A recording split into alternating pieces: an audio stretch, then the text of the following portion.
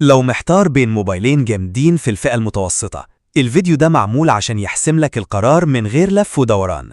معانا النهاردة مقارنة بين Infinix Note 60 Pro وتكنو كامون 40 Pro 5G. بس خلي بالك، في نقطة مهمة جدا. المواصفات دي فيها جزء مؤكد من الشركات وجزء منتشر على الانترنت بس مش دايما رسمي 100%، فهنوضح ده مع بعض.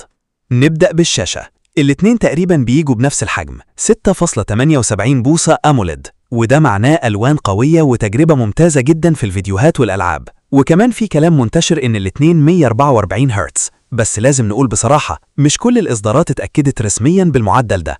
بالنسبة للدقة، في مصادر بتقول إن انفينكس بدقة 1.5K وتكنو بدقة HD+، بس برضو النقطة دي لازم تتحقق من الموقع الرسمي لكل نسخة. لكن بشكل عام الاتنين شاشاتهم قوية جدا ومش هتحس بفرق كبير في الاستخدام العادي. نيجي للأداء. إن الانفينكس بيتقال إنه جاي بسناب دراجون 7S Gen 4 وتكنو بمعالج دايمنسيتي 7300، بس هنا لازم نكون صريحين، المعالجات دي مش دايما بتكون مؤكدة رسميا لكل الأسواق. لو افترضنا إن الكلام ده صح، سناب دراجون غالبا أقوى شوية في الألعاب التقيلة، لكن دايمنسيتي برضه قوي جدا ومناسب للاستخدام اليومي من غير مشاكل. في الرام بقى، المؤكد من تكنو غالبا 8 أو 12 جيجا رام، مش 24 زي ما بعض المواقع بتقول. ال 24 دي غالبا رام افتراضي virtual RAM مش حقيقي. انفينكس برضو في نفس الفئة 8 أو 12 جيجا رام، يعني من الآخر الاتنين قريبين جدا في النقطة دي. ندخل على الكاميرات. أهم حاجة عند ناس كتير، الكاميرا الخلفية في الاتنين حوالي 50 ميجا بكسل، وده بقى الطبيعي في الفئة دي. لكن الفرق الحقيقي في السيلفي. تكنو مشهور جدا بكاميرات السيلفي، وفي معلومات بتقول انه 50 ميجا بكسل مع اوتو فوكس، بينما انفينكس حوالي 13 ميجا بكسل. بس برضه لازم نأكد الارقام دي بتختلف حسب النسخة والسوق، لكن بشكل عام تكنو دايما بيكسب في السيلفي، وده شيء معروف من السلسلة كامون.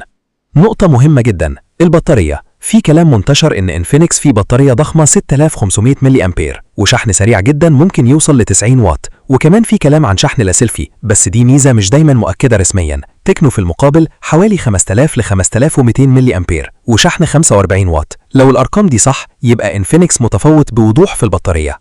انفينكس بيتقال انه اندرويد 16 وتكنو اندرويد 15، بس برضو دي نقطة لازم تتراجع رسميا، لأن بعض الموبايلات بتنزل بإصدارات مختلفة حسب الدولة، لكن غالبا الفرق هيكون بسيط في الاستخدام. نيجي للحاجات اللي بتميز كل موبايل. انفينكس في كلام عن اتصال بالأقمار الصناعية، شاشة خلفية ذكية، بس دي مميزات مش مؤكدة في كل نسخة. تكنو صوت دولبي أتموس، مقاومة ماء وغبار IP68 أو قريبة منها، وبرضو لازم تتأكد من النسخة الرسمية. بص يا صديقي، لو المواصفات المنتشرة دي صحيحة، انفينكس هيكسب فيه البطارية، الشحن، الأداء شوية، لكن تكنو هيكسب فيه الكاميرا الأمامية، تجربة التصوير، التصميم غالبا. لكن الحقيقة المهمة، الاختلافات مش ضخمة قوي، والقرار النهائي يعتمد على استخدامك انت. دلوقتي قول لنا في التعليقات، انت هتختار مين؟ انفينكس ولا تكنو؟ وما تنساش تعمل لايك وتشترك عشان تشوف مقارنات تانية بنفس الشكل الصريح بدون تضليل.